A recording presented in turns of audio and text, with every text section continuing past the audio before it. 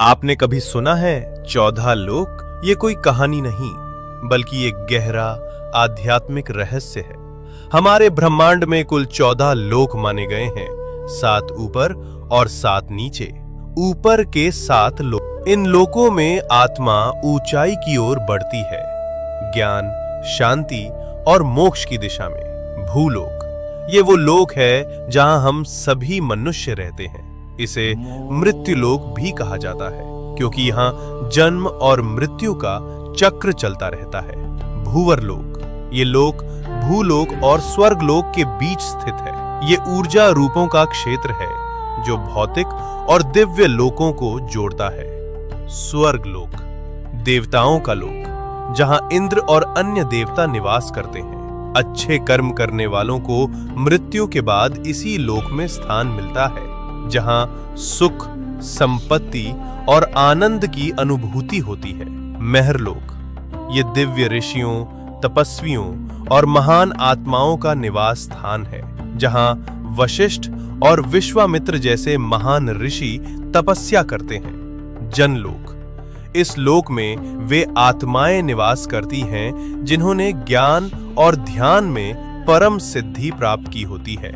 यहाँ के वासी ब्रह्मा जी की लीलाओं में लीन रहते हैं। तपलोक, अत्यंत शक्तिशाली तपस्वियों का स्थान, जो शरीर से परे केवल चेतना में स्थित होते हैं। ब्रह्मलोक, यह है अंतिम लक्ष्य है, जहां केवल सत्य है, मोक्ष है और ईश्वर का साक्षात्कार होता है। इन ऊर्ध्व लोकों में आत्मा का जाना मतलब है धीरे धीरे शुद्ध और जागरूक होना। अब बात करते हैं नीचे के 7 लोकों की। यहाँ भोग, मोह और भ्रम ज्यादा होता है। अतल लोक, राक्षसों और मायावी शक्तियों का घर।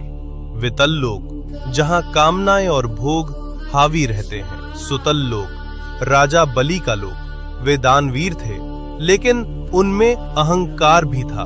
रसातल लोक, जहाँ भ्रम, लालच और अज्ञान का घना अंधेरा है। तालातल लोक, छल, धोखा और झूठ से भरा हुआ लोक। महातल लोक, जहां अंधकार और अहंकार का बोलबाला है। पाताल लोक, सबसे नीचे का लोक, तामसिक ऊर्जा और इच्छाओं का केंद्र। लेकिन इन सब का मतलब सिर्फ बाहरी दुनिया नहीं है। ये 7 लोक हमारे भीतर की नकारात्मक सोच और कमजोरियों का प्रतीक हैं। तो जब हम सच्चाई, भक्ति और सेवा में लगते हैं, हम ऊपर के लोकों से जुड़ते हैं, और जब हम लालच, मोह और गुस्से में फंसते हैं, हम नीचे गिरते हैं। सोच बदलो, लोक बदल जाएगा।